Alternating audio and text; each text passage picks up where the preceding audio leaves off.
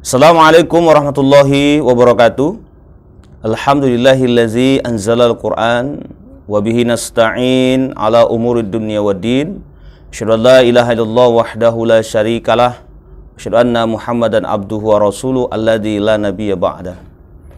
Qala Allah Ta'ala fil Qur'anil Karim, na'udzu billahi samiil alim minasyaitonir rajim.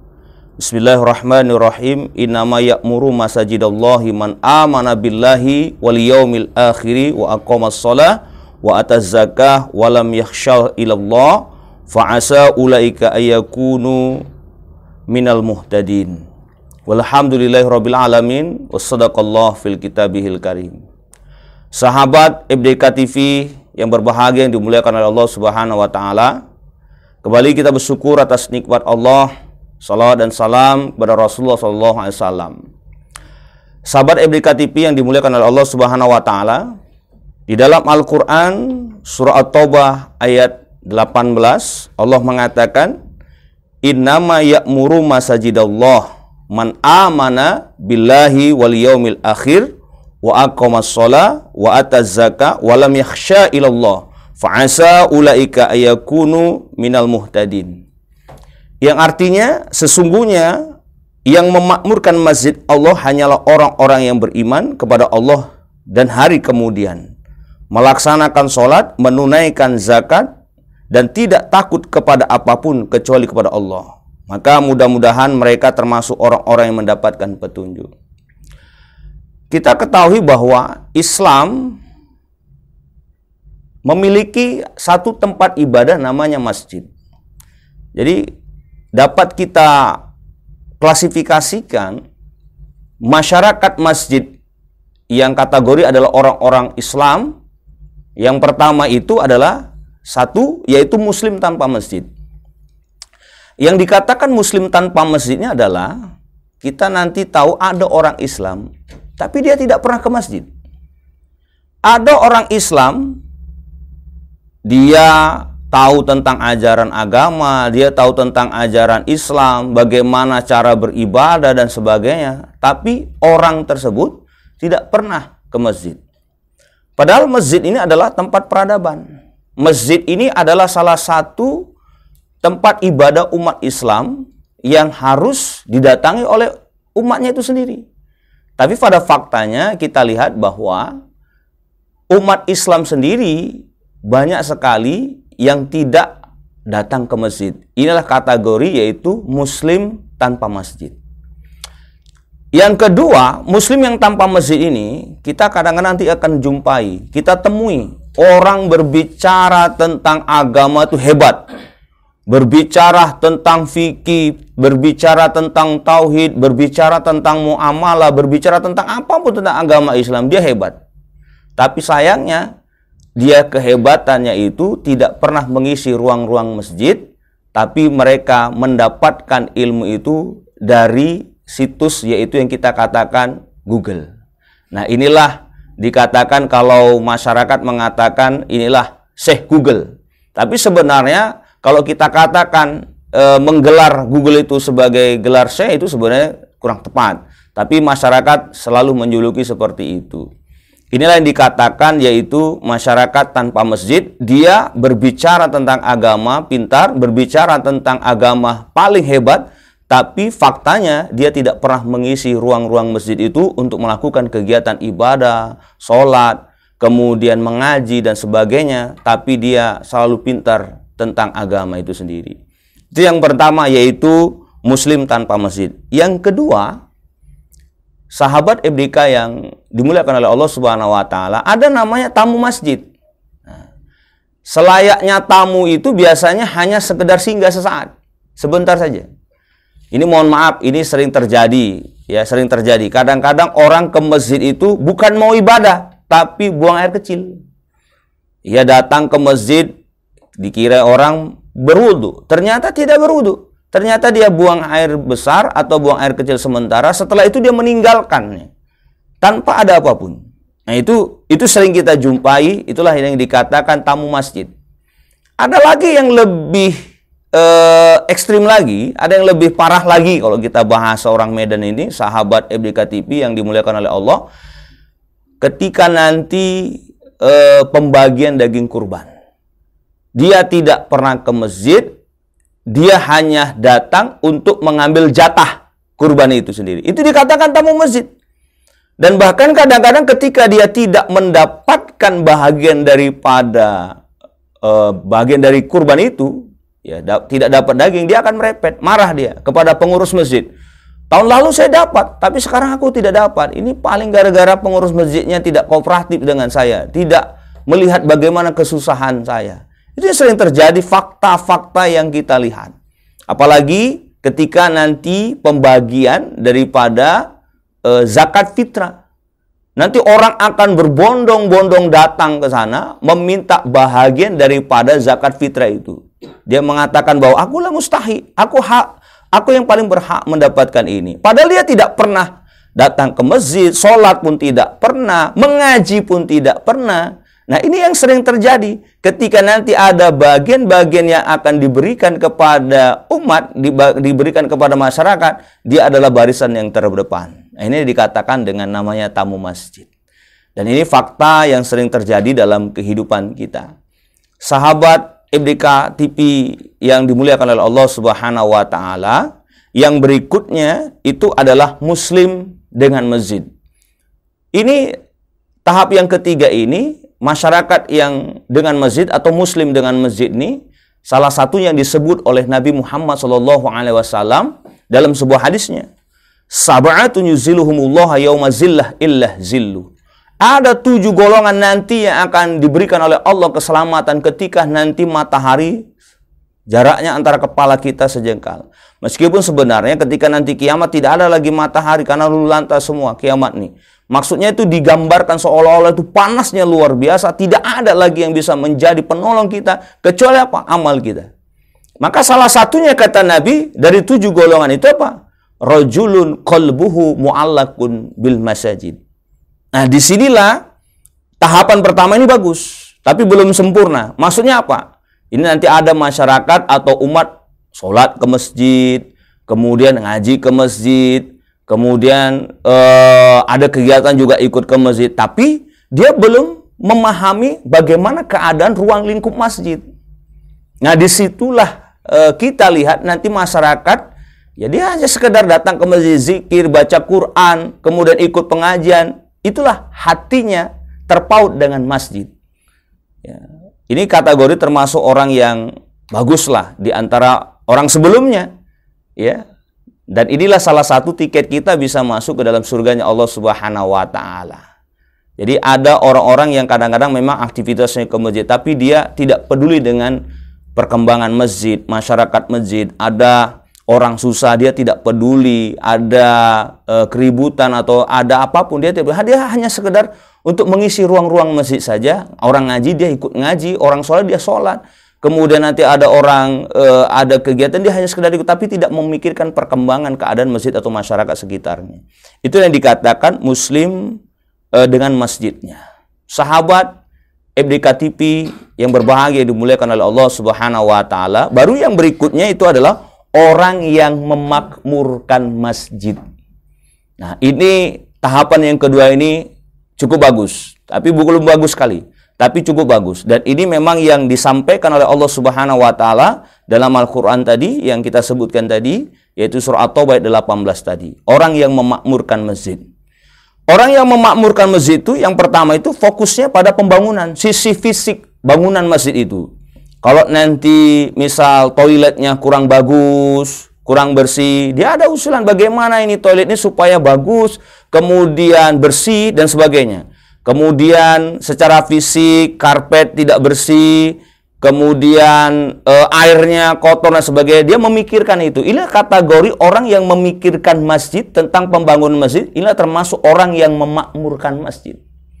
Ya, dia fisik pembangunan dilihatnya. Kayaknya ini sudah tidak layak nih bangunan ini, masjid ini yang harusnya direnovasi nih.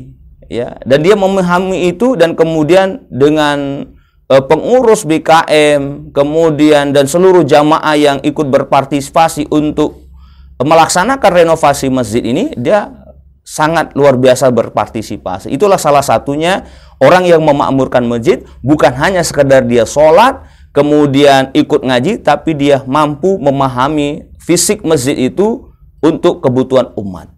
Kemudian yang kedua, yaitu orang-orang yang memakmurkan masjid itu memahami bagaimana pengentasan kemiskinan di wilayah masjid itu sendiri.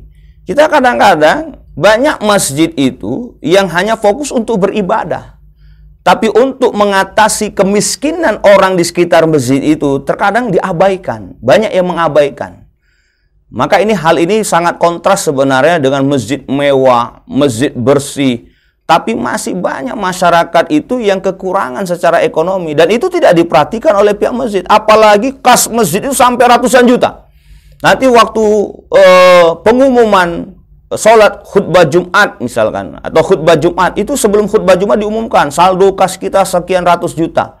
Tapi banyak masyarakat di sekitar masjid itu masih kelaparan, masih dia membutuhkan uluran tangan, anak yatim yang tidak diperhatikan. Dan disinilah kemampuan orang-orang masyarakat masjid atau pengelola masjid itu harus mampu mesejahterakan gitu masyarakat yang ada di sekeliling masjid itu, terutama di antara sekitar masjid itu sendiri. Sahabat FDK TV yang berbahagia yang dimuliakan oleh Allah Subhanahu wa taala, yang berikutnya di masjid itu juga kita untuk memakmurkan masjid itu butuh namanya strategi politik. Nah, inilah yang terkadang banyak salah pandang terhadap pembicaraan politik itu. Tak boleh di masjid. Boleh. Kenapa? Karena masjid itu adalah ruang lingkup tempat kita berkomunikasi, berkonsultasi, memiliki pandangan yang berbeda, tapi kita satu. Untuk apa? Pandangan menyelamatkan Islam ya sebagai rahmatan lil alamin. Kalau Islam tidak berpolitik, nanti Islam itu akan dikebiri, Islam akan dimandulkan, Islam akan dijauhkan ya dari ajaran-ajarannya. Kita kasihan generasi yang akan datang. Maka jangan kita berbicara politik alergi di masjid. Silakan. Dan bahkan kalau ada orang yang baik, dia jamaah kita dan memang kita tahu akhlaknya, kredibilitasnya terhadap umat Islam, nggak salah kalau kita sebagai jamaah masyarakat masjid harus memperjuangkan aspirasi politik jamaah masjid kita yang ingin mengembangkan kekuatan politik di wilayahnya itu. Kemudian yang berikutnya adalah masjid itu memakmurkan itu apa? Dia harus humanis.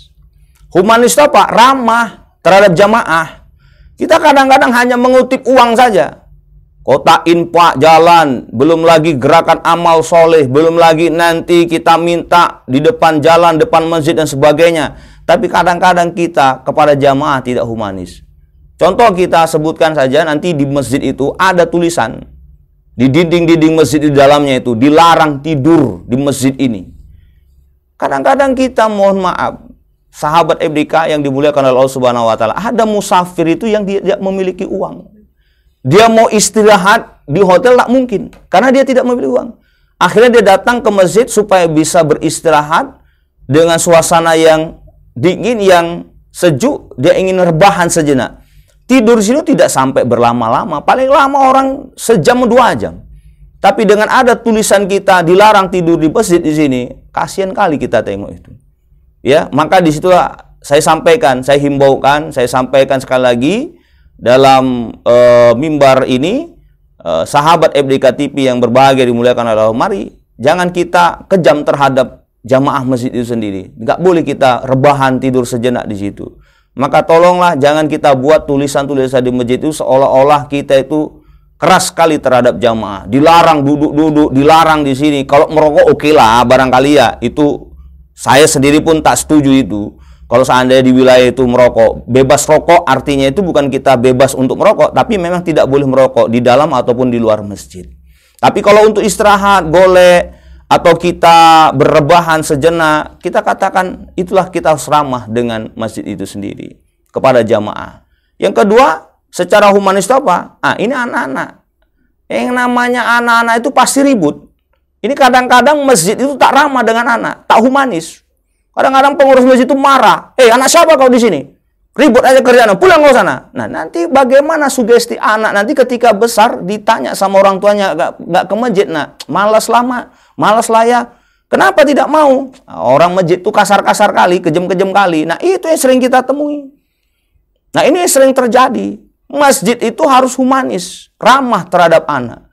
Nah, sekarang program pemerintah Republik Indonesia dari sampai kelurahan, sampai kecamatan, kabupaten, kota, dan sebagainya, mereka membuat visi, kantor itu ramah dengan anak. Kadang-kadang nanti orang tuanya ngurus surat, ngurus KTP, ngurus KK, ngurus keperluan lah, administrasi kelurahan atau camat, maka mereka nanti membawa anak, tapi anaknya nunggu lama. Di situ nanti disediakan ayunan, prosotan, dan sebagainya. Untuk apa? Itulah namanya administrasi ramah anak.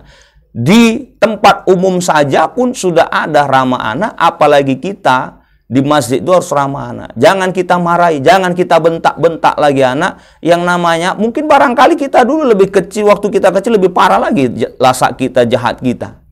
Tapi disitulah kelasaan kita, jahatnya seorang anak, kita katakan ribut dan sebagainya, tapi bisa kita arahkan. Maka dikatakanlah di situ dia ramah dengan jamaah. Kemudian yang terakhir, yaitu ini yang paling sempurna, yang paling terbaik, namanya yaitu Khadimul Masjid. Nah, ini yang dikatakan Khadimul Masjid itu apa? Khadimul Masjid itu pelayan masjid. Jadi hal yang paling sempurna di antara yang lainnya, masjid itu harus menjadi layanan. Kepada siapa? Umat.